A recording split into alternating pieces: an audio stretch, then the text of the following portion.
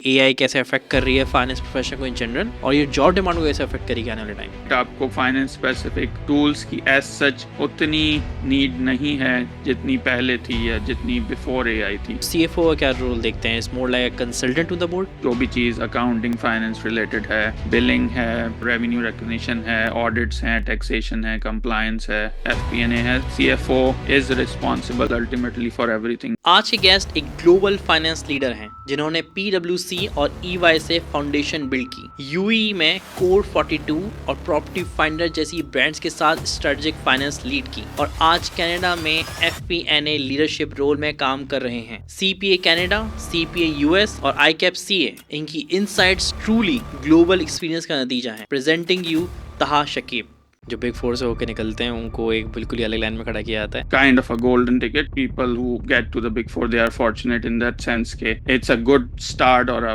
platform to launch your career. UAE जाने में क्या क्या चीज़ें मुख्तलिफ महसूस हुई? Managing their time a bit better, or it was more focused in terms of the work. Pakistan से कोई बाहर जाने का इरादा रखता है, CA would be the better choice. I still believe कि CA is the benchmark for the qualification. FPNA expert इन सारी चीज़ों को इस्तेमाल करते हुए कैसे बिजनेस की सेल्स, मार्केटिंग और प्रोडक्ट डिसीजन को इन्फ्लुएंस कर रहा होता है। हमें ये प्रोडक्ट रोक देनी चाहिए। Doesn't make sense कि हम जो है वो इसको सेल करें because it's not giving the desired profit. आगे बढ़ने से पहले अगर आपने हमारे चैनल को अभी तक सब्सक्राइब नहीं किया है तो हमारे चैनल को सब्सक्राइब करें, वीडियो को लाइक करें और कमेंट सेक्शन में हमें अपनी आरा से ज़रूर आगाह करें। और अगर आपको हमारा पॉडकास्ट अच्छा लगता है तो अपने दोस्तों से भी शेयर करें ताकि वो भी ऐसे इन्फॉर्मेटिव पॉडकास्ट से फ़ायदा उठा सकें। शुक्रिया। अच्छा, एक अच्छा खासा टाइम ऑडिट में, एफपीएनए में, रेवेन्यू ऑपरेशंस में और कमर्शियल फाइनेंस में लगाने के बाद कौन सा ऐसी पोजीशन रही कैरियर के अंदर जो आपको लगता है कि टर्निंग पॉइंट है? I think जब आप डिसाइड करते हो कि what you want long term in your career, right? So starting में when you are like 18 19 year old तो आपको नहीं आइडिया होता कि किस फील्ड में I have to go deep in my career, right? So either आप टैक्स में भी जा सकते हो, ऑडिट में, अकाउंटिंग में, या commercial finance, FP&A, business side पे। At the start of the career you're just going through the motions as they say, right? So आप just जो है वो articles में learning, going to different clients, आप जो explore कर रहे होते हो। But then I felt कि my calling or my interest is more towards के बिजनेसेस को कैसे इम्पैक्ट किया जाए या उनको कैसे हेल्प किया जाए, right, to make better decision. Finance से और अकाउंटिंग से ओके आप हेल्प करते हो in terms of compliance, in terms of reporting and all, but there should be more value from the finance function or a finance professional, right? आप profitability को कैसे improve करो companies के, आप उनकी revenue को कैसे improve करो, किस channels में सेल्स इंक्रीज कर सकते हैं आप, कहाँ आप इन्वेस्टमेंट्स कर सकते हो। सो वो चीज थी जिसकी वजह से I move towards FPNA role within technology, and this is where I have been then going through for the last 11 plus years now.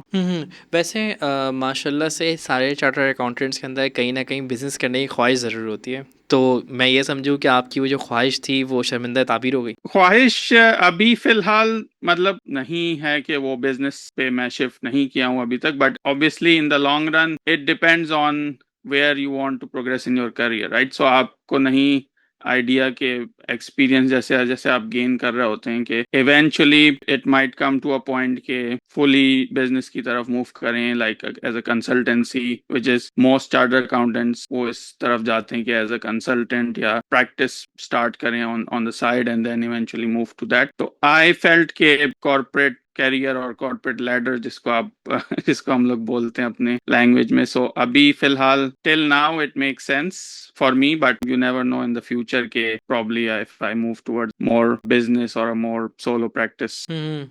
अच्छा, बिग फोर की तो एक हाइप है, आपको ही पता है, जो बिग फोर से होके निकलते हैं उनको एक बिल्कुल ही अलग लाइन में खड़ा किया जाता है। तो बिग फोर से आपको भी होके गुजरने का मौका मिला, तो कौन सा ऐसे लेसन सीखे जो आज तक आपको मदद कर रहे हैं? आई थिंक बिग फोर से आपको जो चीज मिलती है, because you join so early in your career, right? आप बिल्कुल फ्रेश ग्रेजुएट होते हैं, आपको कोई एक्सपोजर नहीं है दुनिया का, कॉर्पोरेट वर्ल्ड का, और जब आप जाते हैं तो वो एक जो कैन डू एटीट्यूड होता है बिग फोर का कि whatever is thrown at you, आपके ऊपर जो भी क्लाइंट्स डिफरेंट आपको मैनेज करने हैं, क्लाइंट पे डिफरेंट पर्सनैलिटीज होती हैं, उनको किस तरह डील करना है, उसको कैसे मैनेज करना है, फर्म में सीनियर्स से पार्टनर्स से कैसे आपने डील करना है, प्रोफेशनल वे में भी और पर्सनली भी आप ग्रो करते हो इन टर्म्स ऑफ कम्युनिकेशन। सो वो जो एक फैक्टर आ जाता है कि nothing really like phases you, कि आप जो है लाइफ में किसी भी चीज से फिर आप डरते नहीं हो, इन द सेंस के आपके हाथ पांव नहीं फूलते, जैसे हम बोलते हैं कि you don't get fazed by anything in life. So वो चीज है जो आपको बिग फोर से बहुत हेल्प करती है। Like in my case from PwC Ferguson, I learn that in the first 4 years of my career के whether it's advisory, tax, different sectors, जो भी आपके ऊपर आएगी, problem solving becomes a second nature in your work stream. So वो चीज है, and then it gives you a base to like you mentioned, it's kind of a golden ticket. So people who get to the big four, they are fortunate in that sense के वो जो है वो फिर it's a good start or a platform to launch your career from.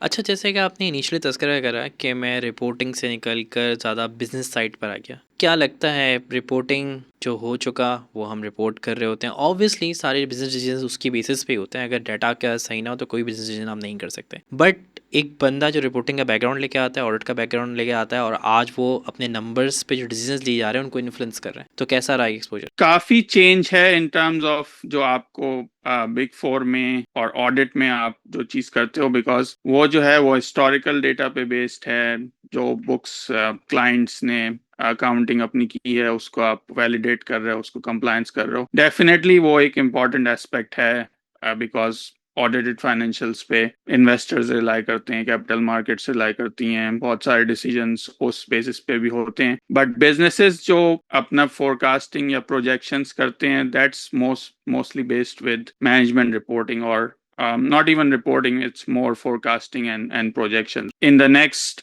6 to 12 months कि हम जो है कहाँ से अपना रेवेन्यू जनरेट करेंगे, यूनिट इकोनॉमिक्स क्या है हमारी प्रोडक्ट्स की, कौन सी लाइन ऑफ बिजनेस में हम जो है वो प्रॉफिटेबल हैं, कौन सी में नहीं है। तो उस डिसीजंस में जो है आपको हेल्प करना होता है बेसिकली एग्जीक्यूटिव लीडरशिप टीम को कि what make sense from a financial point of view और कौन सी चीज जो है वो फाइनेंशियल पॉइंट ऑफ व्यू से मेक सेंस नहीं कर रही, क्योंकि बिजनेसेस में आप डिफरेंट एक्सपर्टीज के लोगों के साथ डील करते हैं, राइट। मार्केटिंग की टीम है, वो they are champions in marketing, sales वाले हैं, they have been working in sales their whole life, product है, engineering है, they are not as financially fluent or financially savvy as someone with a finance background, right? तो वो अपनी lens से चीजों को देखते हैं कि फॉर एग्जाम्पल प्रोडक्ट पर्सन बोलेगा कि मुझे दुनिया की बेस्ट प्रोडक्ट बनानी है for example, so there is a limitation के इन टर्म्स ऑफ बजट के वो मेक सेंस करती है, यानी यूजर्स जो हैं या कंज्यूमर्स या कस्टमर्स उनकी उस प्रोडक्ट को लेके क्या एक्सेप्टेबिलिटी है, राइट। इट डजंट मैटर कि आप दुनिया की बेस्ट प्रोडक्ट भी बना लें, if the customer is not willing to pay for it और it's not willing to buy for it, then it's misfit, right, it's not the product market fit. So those discussions वो what drive the value in the business from that. So it's a totally different kind of like skill set. Obviously जो आपकी foundation है accounting की, that helps because that's the basis for most of the analysis या most of the numbers, but then FP&A, commercial finance, business partnering, that's a different skill set from accounting altogether. Pakistan से माशाल्लाह से वैसे तो आपको big four का exposure था और कहते हैं कि बिग फोर का जो वर्किंग एनवायरनमेंट होता है वो ज़्यादातर स्टैंडर्ड ही है, वो ऑल ओवर द वर्ल्ड, और जो स्टैंडर्ड्स पे आपको ट्रेन किया जाता है वो भी all over the world standardize ही है। बट पाकिस्तान के फाइनेंस रिपोर्टिंग और पूरा अकाउंटेंसी के एनवायरनमेंट से निकल के यूएई जाने में क्या क्या चीज़ें मुख्तलिफ महसूस हुई, और रिपोर्टिंग एनवायरनमेंट और प्रोफेशनल एनवायरनमेंट में कितना फ़र्क दिखा? I think in terms of technical knowledge होती है, जो आपके IFRS reporting, auditing standards, audit methodologies, वो तो काफी सिमिलर होते हैं because of the big four, and हमारे जो प्रोफेशनल बॉडीज है ICAP, they do a really good job in terms of the technical stuff, और जो भी टेक्निकल कॉम्पिटेंसीज हैं वो होती हैं CAs में पाकिस्तान से। डिफरेंस आता है इन टर्म्स ऑफ कल्चरल अंडरस्टैंडिंग, क्योंकि जैसे when I went to Dubai, I was working with EY there, and उसमें जो है वो may be more but at least 50+ nationalities के लोग काम कर रहे थे। तो आपको डिफरेंट नेशनैलिटीज के लोगों से, डिफरेंट कल्चर्स के लोगों के साथ काम करने का मौका मिलता है, तो उनकी अपने कल्चरल नुआंसेस होते हैं in terms of, I was working with European seniors, तो they are like really strict with their time management, right? So अगर some things जो हम पाकिस्तान में for granted लेते हैं कि अगर कोई मीटिंग 10 बजे है तो okay we'll join at 10:02 or 10:03 and yeah it's just a couple of minutes, right? उससे इतना problem नहीं है, but I was working with some European folks, especially German and other folks, so they were really strict with the time कि अगर meeting है they'll start off at 9:58, 9:59, right? So those kind of like small things जो हम for granted लेते हैं kind of Pakistan में, वो ज़्यादा changes थे. Plus जो late sitting का environment है वो थोड़ा different था UAE में from Pakistan or the Big Four. People were like managing their time a bit better, I felt, UAE में, or it was more focused in terms of like the work and what they were focusing on. So वो main difference था between Pakistan and moving to UAE. Cultural aspect, language का भी कुछ लोगों को होता है because it's yeah primarily English language moving from Urdu to English, वो भी लोगों को डिफरेंस उसका फील होता है. But I think technically we are sound enough. It's just that जो आपको दूसरे एस्पेक्ट्स होते हैं कम्युनिकेशन के, प्रेजेंटेशन स्किल्स के और how to deal with different people, वो चीज आपको मैनेज करनी पड़ती है in a international environment like UAE. अच्छा, मेरे ख्याल से ये मोस्ट कंट्रोवर्शियल सवाल होने वाला है शायद इस कन्वर्सेशन का. सबसे ज़्यादा किस क्वालिफिकेशन ने आपको हेल्प आउट किया? सीए, सेमा, फिर सीपीए कनाडा या CPA US? I think for me it's pretty straightforward. I would say that it's CA Pakistan, because जैसे मैंने शुरू में कहा था कि when you start off your journey as a 18, 19, 20-year-old graduate, तो उस time that's the foundation which helps you in your career, right? वही चीज आपको long run में, now I have 16 years into my career, उसमें आपको help करती है. So वो जो foundation technical skills की और can do attitude जो Big Four से आया और CA की जो articleship rigorous training होती है उससे आया, तो वो जो है that helped or that has driven me the most in terms of my career. Obviously जो बाकी qualifications हैं those were more situation related, let's say, because the CPA US and Canada वो मुझे करना पड़ा when I was moving from UAE to Canada. It was more based out of necessity rather than के anything in particular जो driving growth in my career. But I would definitely say कि CA की जो training और जो उसकी technical know-how की knowledge थी, that helped me grow most in my career. तो आई बिलीव आप एग्री करेंगे अब भी कि अगर पाकिस्तान से कोई बाहर जाने का इरादा रखता है और उसको चूज़ करना है सीए, एसीसीए, सेमा या एमबीए फाइनेंस के अंदर, तो CA would be the better choice. इसमें yeah, I would still say कि CA is better than बाकी choices से, because जो technical rigorous training है the Big Four में जो opportunities हैं वो mostly are with the CA professionals. So in the finance field, I still believe that CA is the benchmark for the qualification, and it's not just in Pakistan. बाकी countries में भी, if you look at UK, वहाँ पे ICAW है. In the US, it's CPA, which is the equivalent of CA. So every country, their CA is regarded as the benchmark of financial profession. So I would say that still there are changes happening in the profession. We'll discuss about those, but still if someone is motivated कि उसने finance में या accounting में अपना career को progress करना है, then CA in any country, in Pakistan and others as well, CA is the benchmark.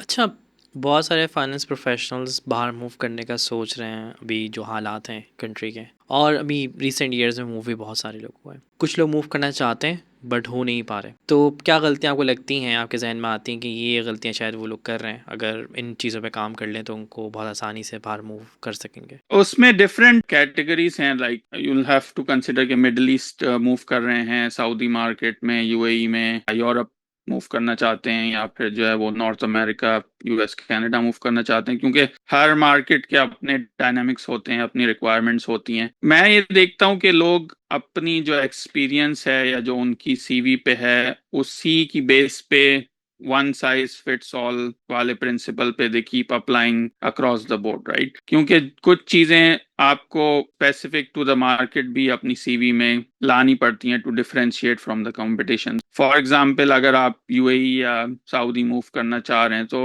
Look at के वहाँ पे जो वैकेंसीज आ रही हैं for experts in the UAE market, in the Saudi market, let's say finance manager, finance manager, finance director roles पे versus आपका जो skill set है और आपकी जो CV में competencies हैं, right? There must be some kind of like gaps, either उनकी local regulations हैं UAE की या Saudi की, tax रेगुलेशंस हैं या उनका रिपोर्टिंग स्ट्रक्चर्स डिफरेंट है या फिर जो है उनका विजन 2030 फॉर एग्जांपल सऊदी में है तो try to align with those things which are in demand in those markets right ठीक है आपका एक स्किल सेट है जो आपने डेवलप किया है पाकिस्तान में बट वो जो गैप है between the KSA market Saudi UAE market या फिर यूरोपियन मार्केट उनको क्या चाहिए और आपका जो स्किल सेट है वो गैप आपको ब्रिज करना पड़ता है इधर थ्रू अपस्किलिंग कोई आप कोर्सेज करें एडिशनल या फिर जो है वो कोई ऐसी चीज आप अपने वर्क प्लेस पे ही ऐड ऑन करें जो हेल्प करे आपको उन क्वालिफिकेशंस या उन स्किल सेट के अगेंस्ट सो ये गैप एनालिसिस लोग नहीं करते कि क्या चीज है जो हमें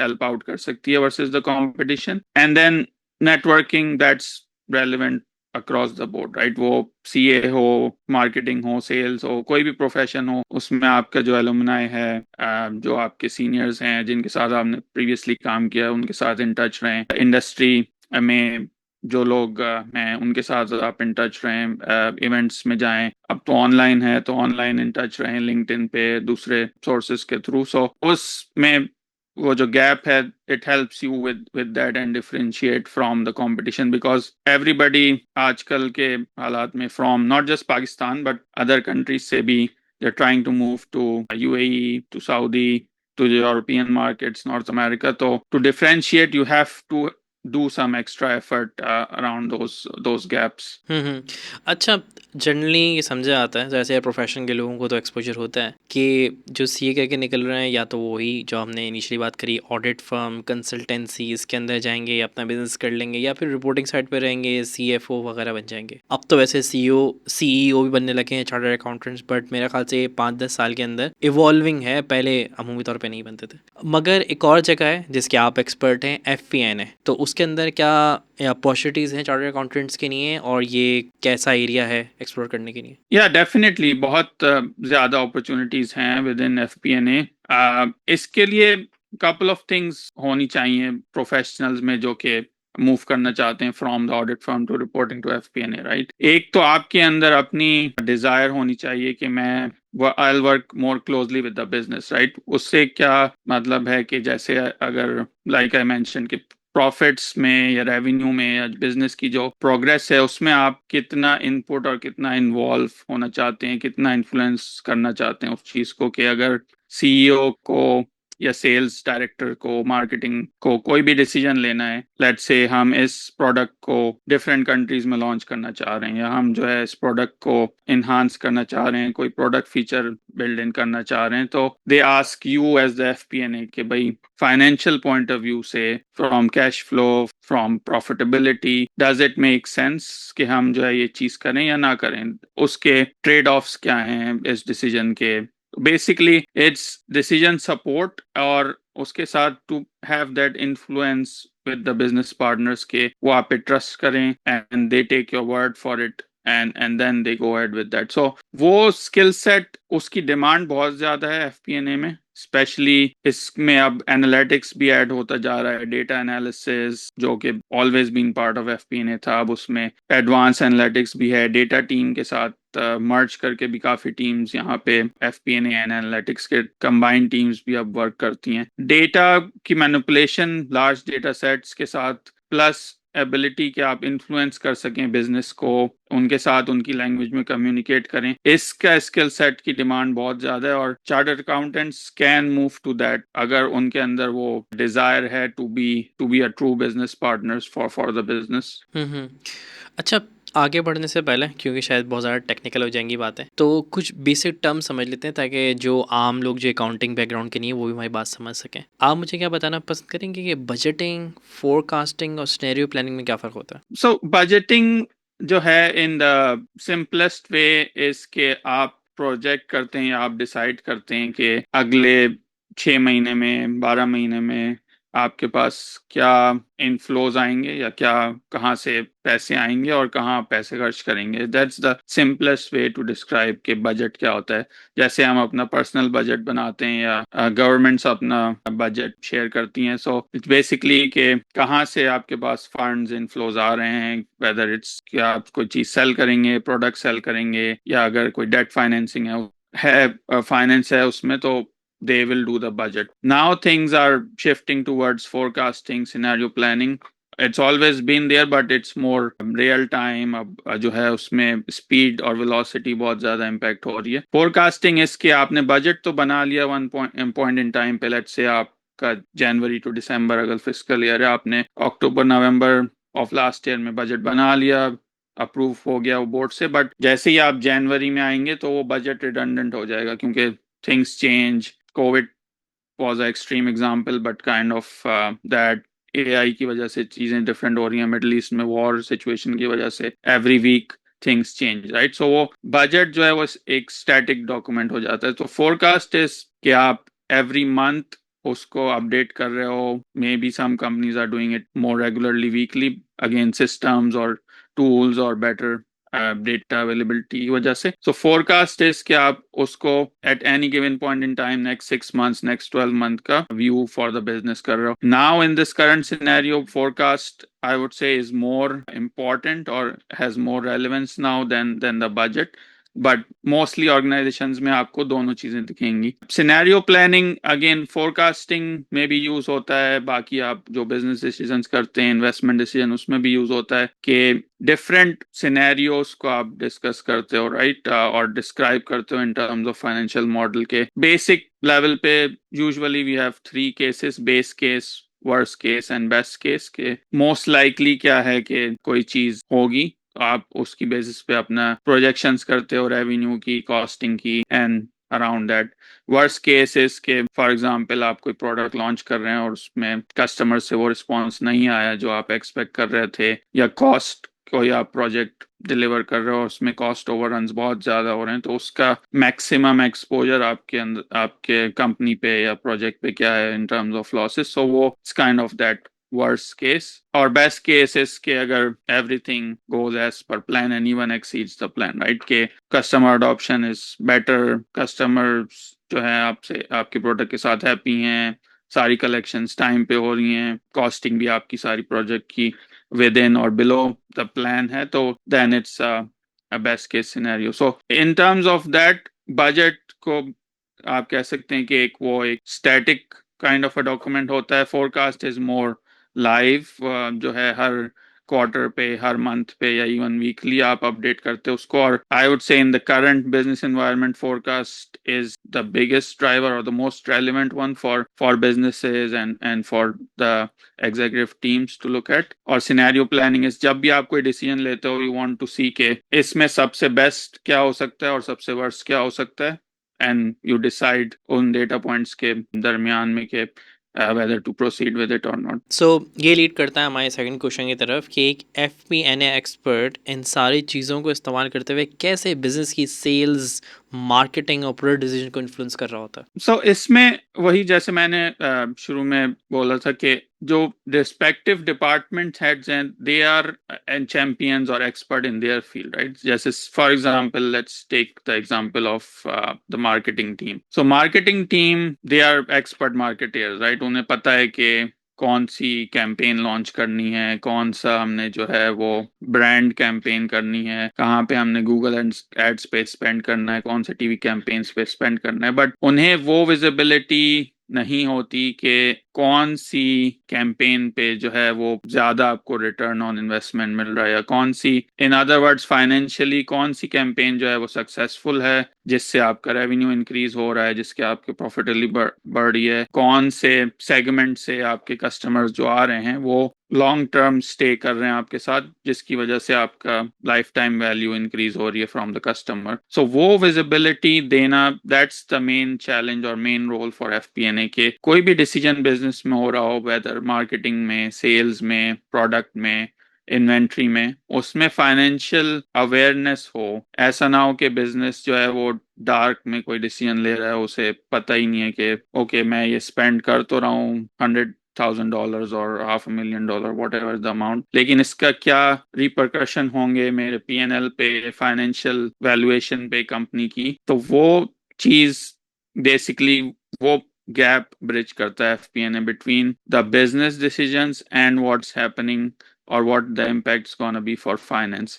So यहाँ से फिर once you have that, उसकी वजह से आप इन्फ्लुएंस कर सकते हो विद इन FP&A के, let's say in one of the recent examples, एक प्रोडक्ट लाइन जो है वो प्रॉफिटेबल नहीं थी हमारी कंपनी में, तो उसको FP&A ने ड्राइव किया through the influence with the CEO, with the owners as well, कि we should discontinue this product, हमें ये प्रोडक्ट रोक देनी चाहिए, because doesn't make sense कि हम जो है वो इसको sell करें, because it's not giving the desired profit. So those kind of decisions that help the company in their financials. इसी तरह से sales के साथ जब हम वर्क करते हैं एज FP&A, तो टू डिसाइड कि उनके क्या कोटाज होने चाहिए, उनके क्या टारगेट्स होने चाहिए, बेस्ड ऑन हिस्टोरिकल ट्रेंड्स, उनके जो टारगेट्स हैं उन्होंने मीट किए या नहीं किए, हायरिंग प्लान्स में मॉडल आउट करते हैं कि अगर इतने हम सेल्स एग्जीक्यूटिव्स हायर करें तो उसमें कितना जो है वो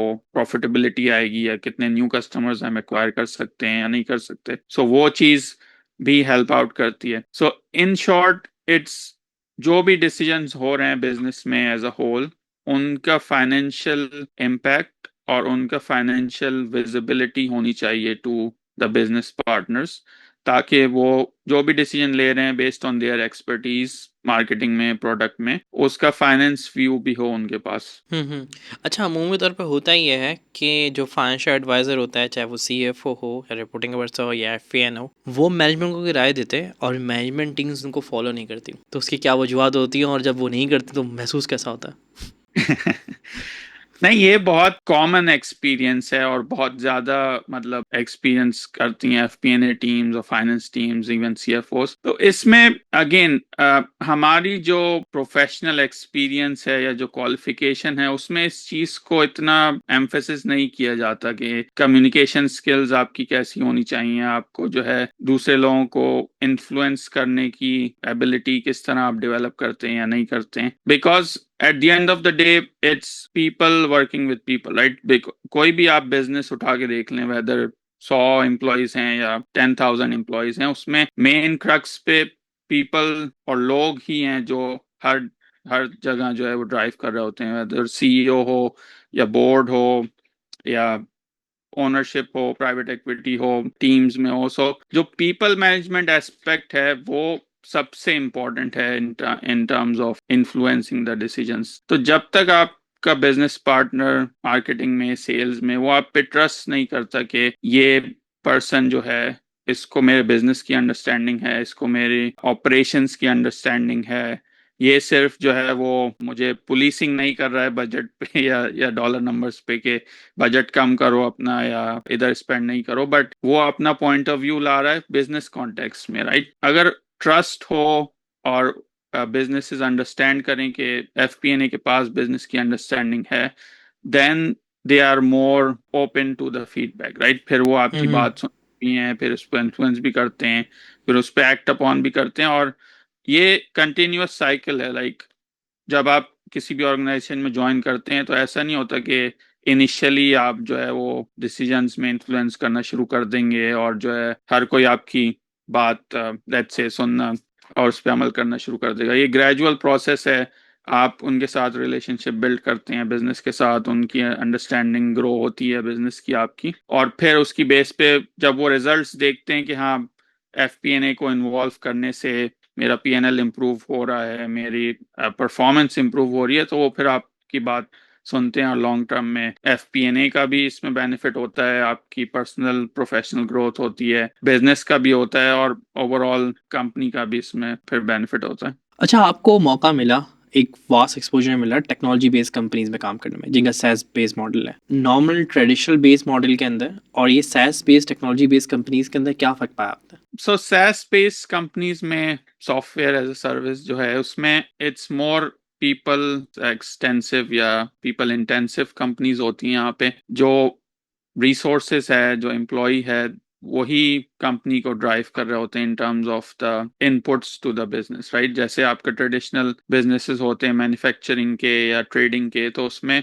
गुड्स और बेसिकली आप गुड्स मैन्युफैक्चर करते हैं और वो फिर आप सेल आउट करते हैं कस्टमर्स को। यहाँ पे जो है वो ट्रेडिशनली 80-85% आपकी जो कॉस्ट बेस है या जो डिलीवरी सपोर्ट है वो आपका पीपल ही है, वेदर के सॉफ्टवेयर इंजीनियर्स हों, which is the crux of it, product के पीपल हों, सेल्स, मार्केटिंग या finance and HR resources. Main difference है कि सर्विस बेस्ड और सर्विस इंटेंसिव होता है ये, और उसमें फिर ट्रेडिशनली ये था कि आप एक बार सॉफ्टवेयर अगर डेवलप कर लेते हो तो उसका सब्सक्रिप्शन मॉडल है, राइट? तो वो digitally you can sell as many times as possible. आपकी एक फर्स्ट सेटअप कॉस्ट होती है टू डेवलप द सॉफ्टवेयर, जो भी आप प्रॉब्लम सॉल्व कर रहे हो फॉर द कस्टमर्स, और उसके बाद इट्स अ सब्सक्रिप्शन मॉडल कि आप हर 12 मंथ पे customers are paying for that till, in theory it's till perpetuity, right? आप मतलब जब तक कस्टमर्स आर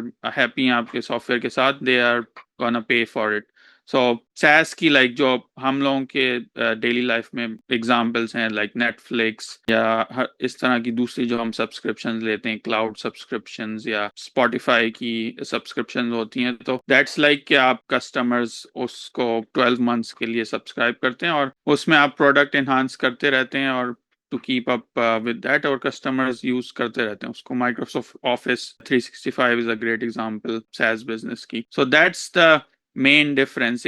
इसीलिए initially a lot of the SaaS companies loss में भी होती हैं जब वो स्टार्ट कर रही होती हैं, because it's a long run game, right? Initially वो इन्वेस्ट करते हैं to develop the product, even के फ्री में कस्टमर्स को काफ़ी चीज़ें ऑफर करते हैं ताकि अडॉप्शन हो, कस्टमर्स उन प्रोडक्ट को जो है वो यूज़ करें, और जब वो यूज टू हो जाएंगे, प्रोडक्ट मार्केट फिट हो जाएगा, तो फिर उसको जो है हम रेवेन्यू पे या उसकी प्राइसिंग को इंक्रीज करके अपनी प्रॉफिटेबिलिटी कैचअप कर लेंगे। सो it's been there for the last like 20-25 years, late 90s, 2000, 2010s में। अब जो है now it's getting disrupted hard with AI and other things, but ये मॉडल जो है काफी सक्सेसफुल रहा है in the last 20-25 years। अच्छा, AI से क्यों डिस्टर्ब हो रहा है? क्योंकि AI बेस्ड मॉडल भी तो बेसिकली SaaS मॉडल ही है, वो भी सब्सक्रिप्शन बेस पे चलता है। उसमें डिफरेंस इस तरह से है कि जो आपके AI प्रोवाइडर्स हैं, जो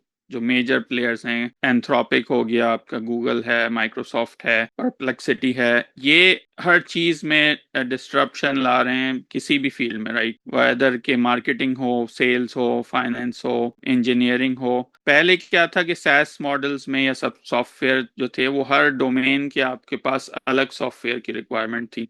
मतलब फाइनेंस के हैं तो उसके लिए आपको अलग सॉफ्टवेयर डेवलप करना पड़ेगा, उसमें आपको अलग एक्सपर्टीज चाहिए, उसको उसकी आप अलग सब्सक्रिप्शन लोगे। मार्केटिंग है तो उसके अपने टूल्स थे, अपना सॉफ्टवेयर थे।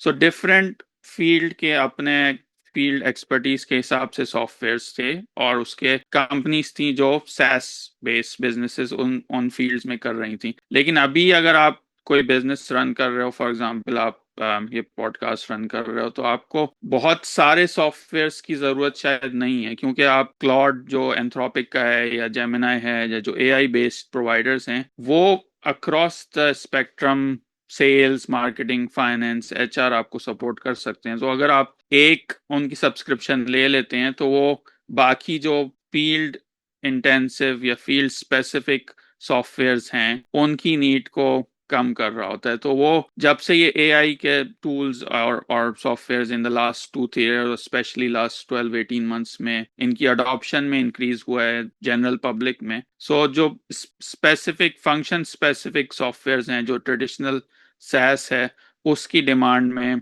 अब जो है वो काफी रिडक्शन आ रही है। इसमें जो SaaS कंपनीज हैं वो अपने फीचर्स को अपग्रेड कर रही हैं, they are trying to get AI in their tools as well, लेकिन eventually it's gonna be a way के AI स्पेसिफिक और AI एजेंट्स जो हैं वो अक्रॉस द स्पेक्ट्रम आपको हेल्प कर सकते हैं, रादर देन कि फील्ड स्पेसिफिक आपको सेपरेट SaaS टूल्स लेने की जरूरत पड़े। अच्छा, आप इस लिहाज से यूनिक हैं कि आपके पास IT एक्सपोजर भी है और अब कनाडा के अंदर भी हैं, जहाँ सबसे ज़्यादा अडॉप्शन बहुत तेज़ी से हो रही है। ज़ाहिर सी बात है हमारे पास या मिडल ईस्ट में भी या इवन पाकिस्तान के अंदर भी अडॉप्शन थोड़ी लेट होती है एज़ कम्पेयर टू दैम। एक सवाल जो बहुत अरसे से पूछा जा रहा है और बड़े ज़ोर शोर से पूछा जा रहा है कि भाई अकाउंटेंट्स का क्या फ्यूचर होगा एआई को लेकर, और जॉब डिमांड कैसे काम करेगी और सप्लाई कैसे काम करेगी। तो उस बारे में थोड़ा आप रोशनी डालें कि एआई कैसे अफेक्ट कर रही है फाइनेंस प्रोफेशन को इन जनरल, और ये जॉब डिमांड को कैसे अफेक्ट करेगी आने वाले टाइम में। यूएस इन चीज़ों में जो है काफ़ी लीड कर रहा होता है, specially like they have silicon valley या कैलिफोर्निया जो है उसमें काफ़ी चीज़ें, या न्यूयॉर्क में काफ़ी चीज़ें इस पे एडवांस स्टेज पे होती हैं, और later on it affects Canada, rest of north America and GCC, और पाकिस्तान इंडिया में हमारे पास आने में उसमें थोड़ा सा लैग होता है। सो अभी जो यूएस मार्केट का हम देखते हैं, और कनाडा को भी इसमें इफेक्ट होता है कि काफ़ी अब रोल्स जो हैं, लाइक आई मेंशन के जो फाइनेंस स्पेसिफिक टूल्स थे उनकी भी डिमांड अब रिड्यूस हो रही है। तो पहले जो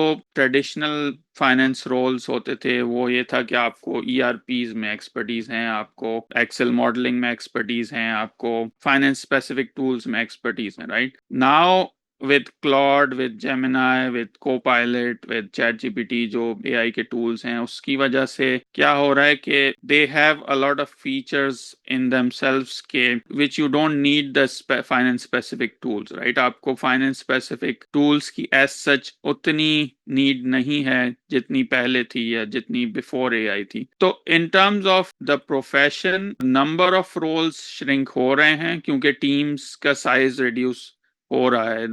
it's starting to happen across the board. जो काम पहले 20 लोगों की फाइनेंस टीम कर रही थी, अब एक्सपेक्टेशन है कि वो 10-12 लोगों के साथ वो काम करेंगे, बिकॉज एजेंटिक एआई है जो वर्क फ्लोज को मैनेज करता है, बाकी जनरेटिव एआई है जो आपके रिडंडेंट या बेसिक टास्क हैं, AP, AR, kind of payroll processing, journal entries, उसको काफी हद तक मैनेज कर रहा है। तो जो आपकी जो पाइपलाइन थी फॉर फाइनेंस टैलेंट, जो ट्रेडिशनल कैरियर थे, जैसे मेरा या बाकी फाइनेंस प्रोफेशनल्स का होता है कि यू एंटर बिग फोर में, you do the basic stuff, या फाइनेंस में अगर आप जा रहे हो किसी कंपनी में तो you are coming through the ranks, AP, AR, accountant, senior accountant, and then you move up the rank. So वो जो इनिशियल लेयर है ऑफ फाइनेंस प्रोफेशनल्स और जूनियर फाइनेंशियल स्टाफ, उसकी डिमांड श्रिंक हो रही है, और उस पे सबसे ज्यादा प्रेशर पड़ रहा है with the AI, because expectation ये है from managers, senior managers, directors के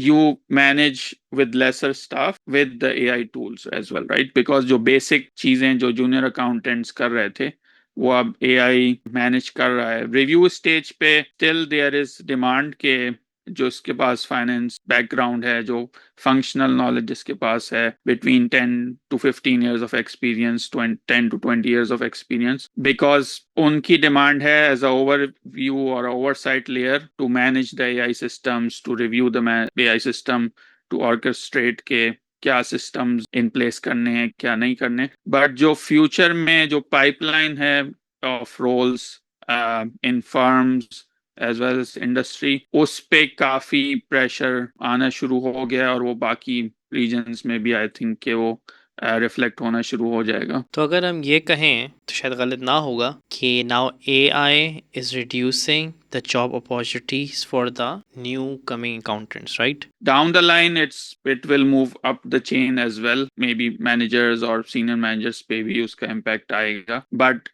at the moment, yes, जो initial roles थे, जो आपका funnel होता है for finance talent, right? उसका जो funnel है वो demand श्रिंक हो रही है। अब उसमें किस तरह से फाइनेंस प्रोफेशनल्स जो है वो प्रोग्रेस करेंगे अपने करियर में और किस तरह से आगे जाएंगे, तो उसके लिए they'll have to like blend their experience of AI with the functional knowledge, जिसकी वजह से they can proceed. Otherwise the roles जो entry level roles हैं उस पे सबसे ज्यादा प्रेशर आ रहा है।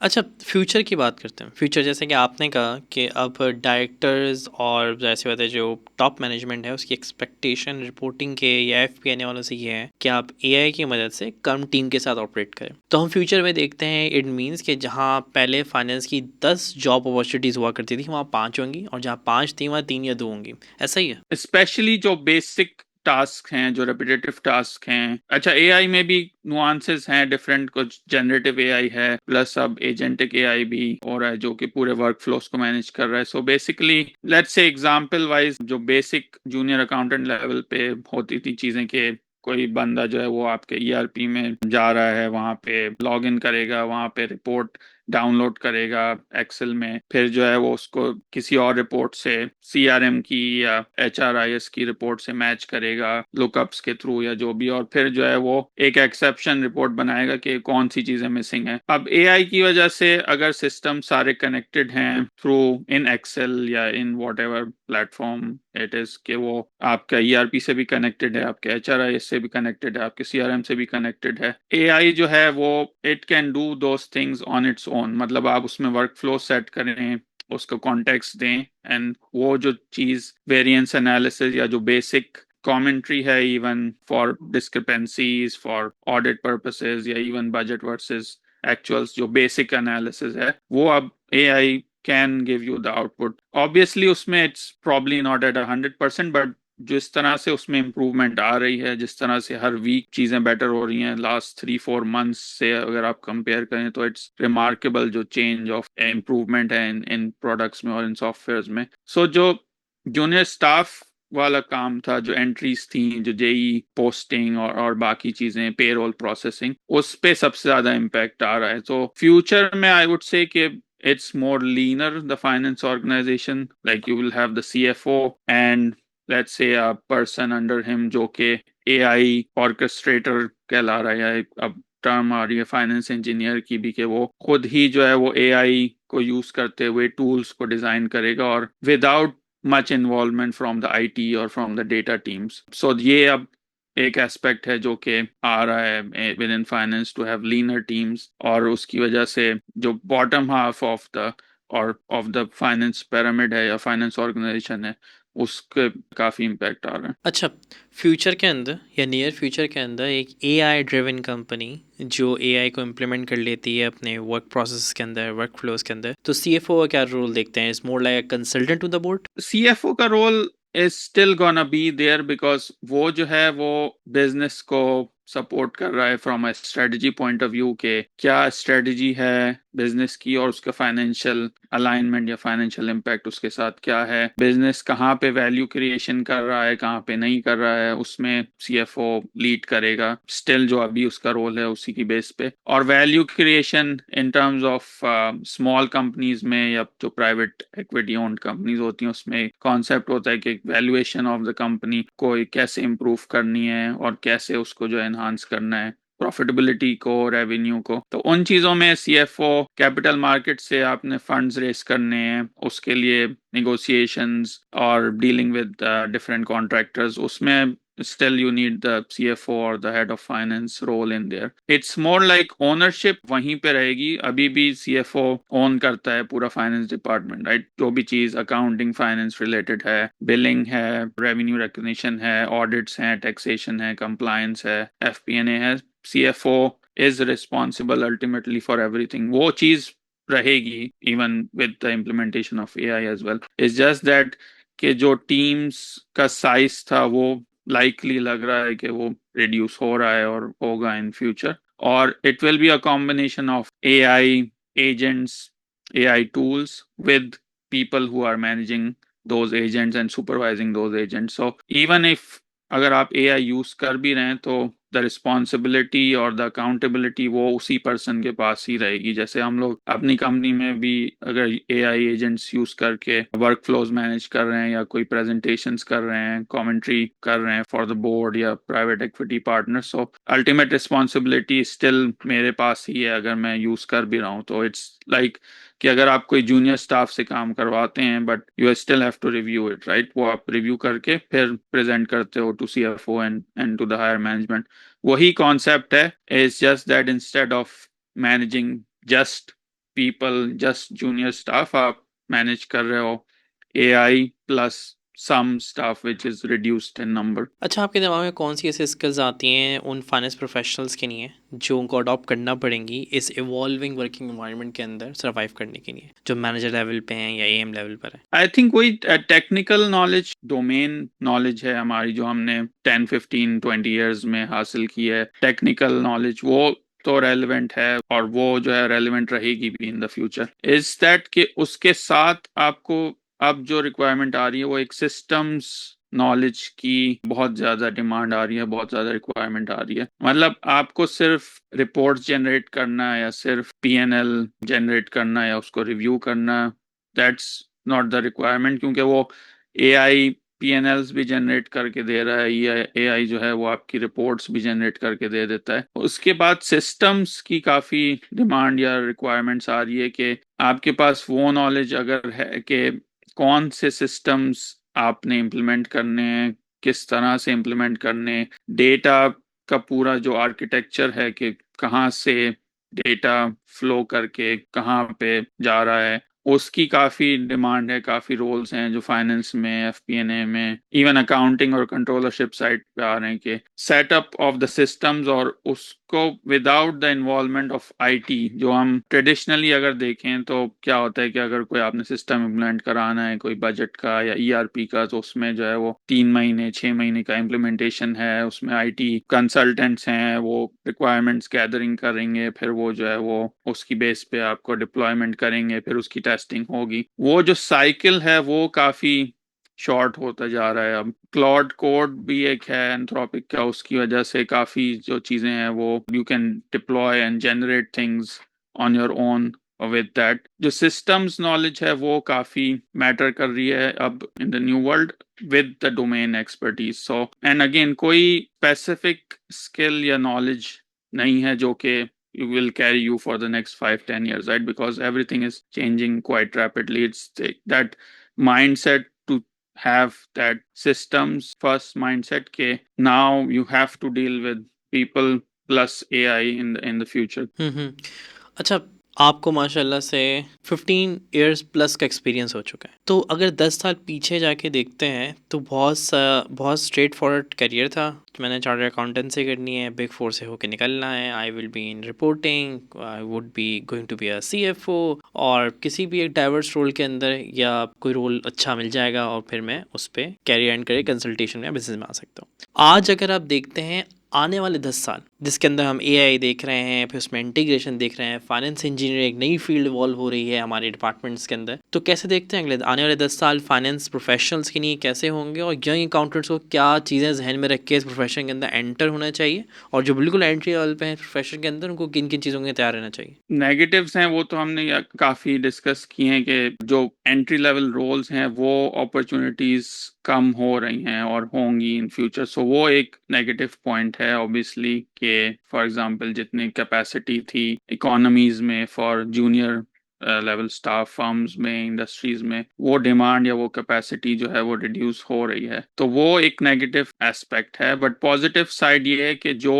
रोल्स या जो अपॉर्चुनिटीज हैं उनकी पेज भी इंक्रीज हो रही हैं, उसमें डिमांड भी काफ़ी इम्प्रूव हो रही है। और अगर आप उस स्किल सेट पे अपने आप को मूव कर लेते हो, जो एआई फर्स्ट या एआई इनेबल्ड स्किल सेट है विद डोमेन एक्सपर्टीज, तो उसमें डिमांड भी ज़्यादा है, उसमें कॉम्पनसेशन पैकेजेस भी ज़्यादा हैं, और एक वो valuable to the business in terms of के उनको बहुत ज़्यादा एज वैल्यूबल एसेट्स देखते हैं business from finance perspective. So my advice would be कि अगर आप डोमेन नॉलेज हासिल कर सकते हैं initially in the first 5 6 7 years, वो बहुत इंपॉर्टेंट है। Obviously AI will be there. आप किसी भी अगर ऑर्गेनाइजेशन में जाएंगे, बिग फोर में अगर आप जा रहे हैं, तो they are still using AI, और they will started using AI, right? So वो जो टेक्निकल नॉलेज है वो आपको साथ साथ मिलती रहेगी if you are able to succeed in getting a big four or a good industry exposure. But जो domain knowledge है in the initial 4 or 5 years, that's still critical कि आपको पता होना चाहिए कि क्या टेक्निकल रिक्वायरमेंट्स हैं, क्या एफआरएस की रिक्वायरमेंट्स हैं, क्या बिजनेस की रिक्वायरमेंट्स हैं फ्रॉम फाइनेंस पर्सपेक्टिव। तभी आप उसको एआई को कॉन्टेक्चुअलाइज कर सकते हैं या उसको जो है वो फीड कर सकते हैं या प्रोवाइड कॉन्टेक्स्ट कर सकते हैं। अपॉर्चुनिटीज कम हो रही हैं फॉर द ट्रेडिशनल पाथ जो हमारा था, कि जैसे आपने मेंशन किया कि एंटर द फार्म है और उसी पाथ पे आप लॉन्ग टर्म जाते हो, उसकी जो क्वांटम ऑफ अपॉर्चुनिटीज है वो रिड्यूस हो रहा है, बट जो अपॉर्चुनिटीज हैं उसकी डिमांड काफी इंक्रीज हो रही है, और उसमें फिर कॉम्पनसेशन और पैकेजेस और उसके जो वैल्यूएबल बिजनेसेस किस तरह से देखते हैं वो भी काफी इंक्रीज हो रहा है। So it's a double edge sword, but आपको जो है वो देयर इज सिल्वर लाइनिंग कि अगर आप अपने स्किल सेट को इम्प्रूव करके टुवर्ड्स एआई फर्स्ट और एआई नेटिव फाइनेंस प्रोफेशनल बन जाते हो, then it's huge demand for it then. अच्छा, बहुत अच्छा लगा आपसे बात करके। मुझे तो आपसे बहुत सीखने को मिला। आई होप हमारे ऑडियंस को भी आपसे बहुत कुछ सीखने को मिला होगा। Thank you for your time today. Thank you, बहुत अच्छा लगा आपसे बात करके भी। Great for having me and thanks again.